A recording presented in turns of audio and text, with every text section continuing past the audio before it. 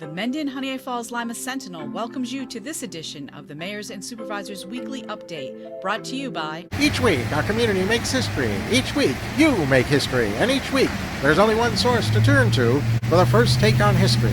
You know what that is? Subscribe to the Sentinel right now to discover the history being made in your own backyard. The Mendon-Honeoye Falls-Lima Sentinel. More than just your news, it's your history.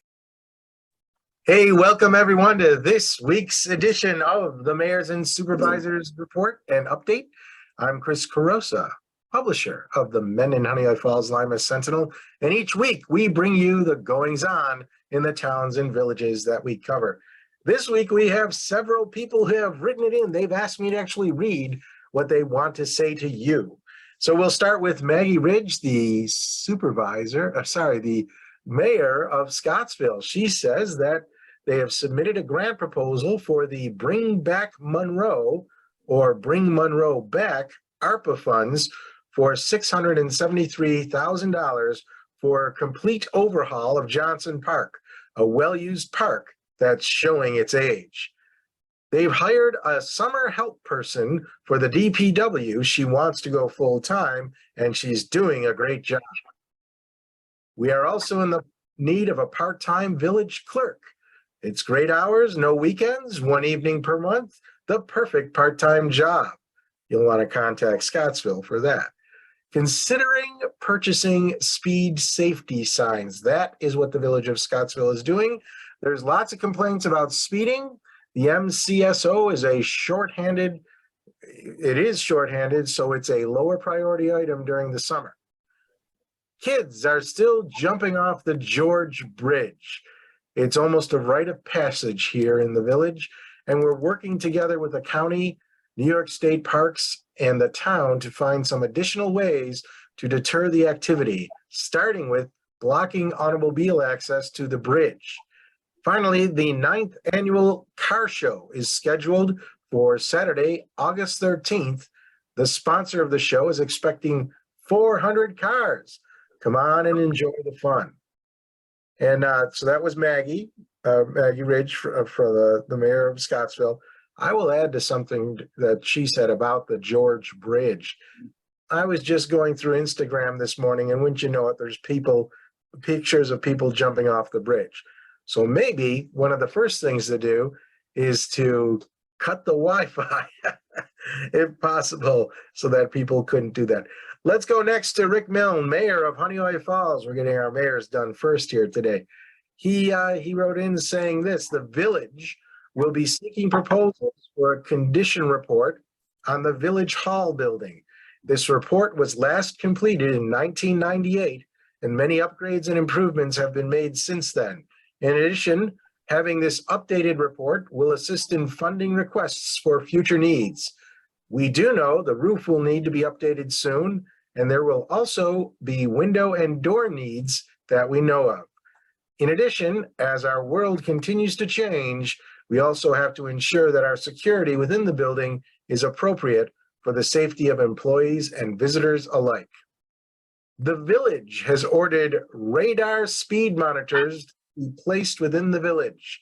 While the Monroe County Sheriff's Department and New York State Police continue to patrol and set up special assignments for speed control, the village wants to do what it can to calm traffic where we can. We hope to have these monitors within the next few weeks.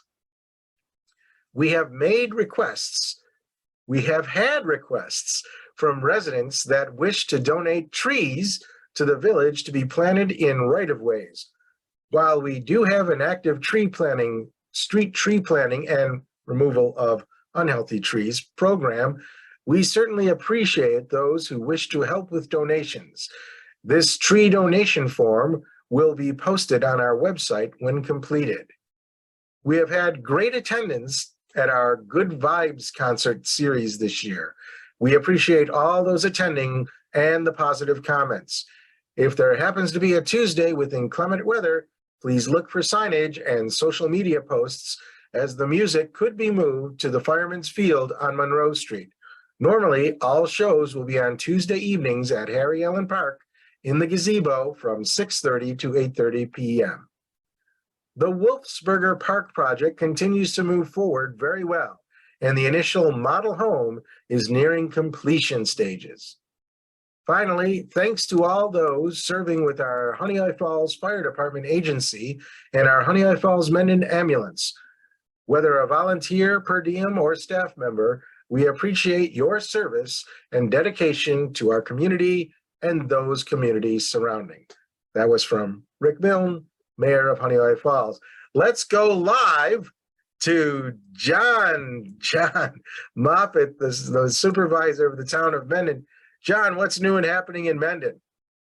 Hi, Chris. Great to see everybody. I know we've all had a little stretch of heat here lately, and in this part of the country, we generally get a couple of weeks in July and August where it gets pretty warm, and we get a couple of weeks in January, February where it makes you want to stay inside where there's some heat. So the good news is that next year, when we get a heat wave, like we've had some days in the 90s lately, our spray park will be open on Summel Road. So they are still moving some dirt around down there, leveling it off.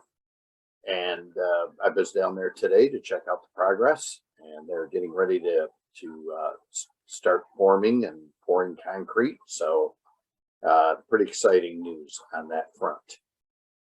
Also, our next town board meeting is August 8th. For anyone who would like to attend, as always, our meetings are in person at the Community Center, 167 North Main Street, Honeoye Falls, or you can Zoom the meetings. The meetings are available in storage on YouTube. The following meeting will be Monday, September 12th.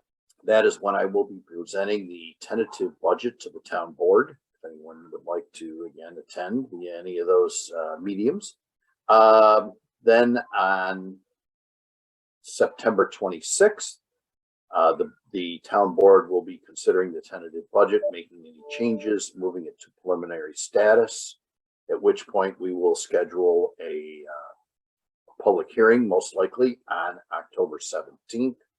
Once that public hearing has taken place on October 17th, normally that's the time that we approve the final budget. So we're in the process of that right now, and we look forward to any participation or comments from the public. We have our speed monitors up in the hamlet of Mendon and Route 251. If you've been through the hamlet in the last week or so, you've probably seen them. They are solar powered. And we had several complaints, as many of my colleagues in various towns and villages have, about speeding.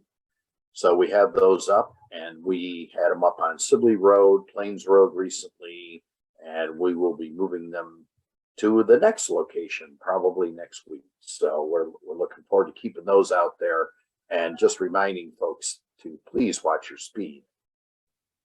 Lastly, our Fire Protection Committee is continuing to meet. Once again, those meetings are available in person at the Community Center or via Zoom. And we are continuing to look at fire protection in the town of Mendon. Some folks know, but some folks don't know. There's a section of the town of Mendon that is covered by the Mendon Fire District that is basically on the east side of town. And then the village has the village fire department, which covers the village. And on the northwest side of the town is the Mendon Fire Protection District. And the town board contracts with the village of Honeoye Falls for fire protection for that area. As you can imagine, volunteerism is down. There is some real concerns amongst the chiefs of both the Mendon Fire Department, Honeoye Falls Fire Department, about the availability of firefighters. So that is what we're looking into, and hasn't been looked into in a few decades. So we want to make sure that we have adequate fire protection for our residents. Summer recreation is wound down. Another successful year. Want to certainly thank all our municipal partners, as well as the Honeoye Falls-Lima Central School, for providing the space and actually providing the staff to operate that program, which has been highly successful. And it's great that we've been able to have a full program post-COVID. And we look forward to continuing that program in the future. Thank you. All right, John, just for clarification, that first meeting in September where you're presenting the budget, that was September 12th, right? Yes, that should be a Monday. Okay. I'll It just double came check. kind of garbled when you spoke, so. Okay. Yes, Monday, September 12th. Excellent. All right, so let's wrap things up with this from Mike Falk, who is actually enjoying the Crossroads Festival at the time of this recording.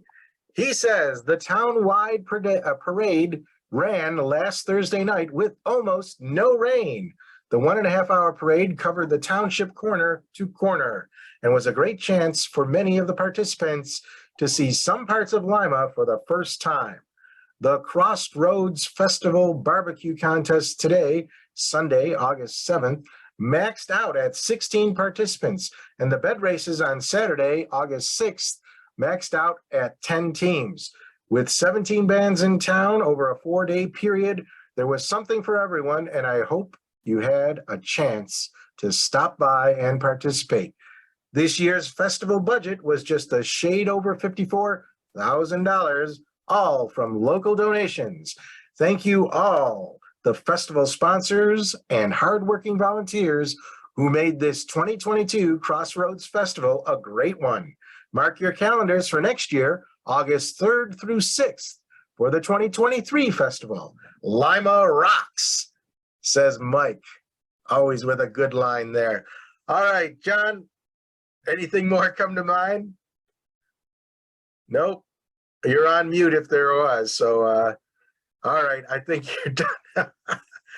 Hey, folks, thanks for being here. We're here every Sunday at 1 p.m. on our Facebook page. If you like that, you'll be notified when this airs. If you prefer YouTube, subscribe to our YouTube channel, and at 1 o'clock, you'll be notified when it airs there. That's all for this week. See you later. Bye-bye for now.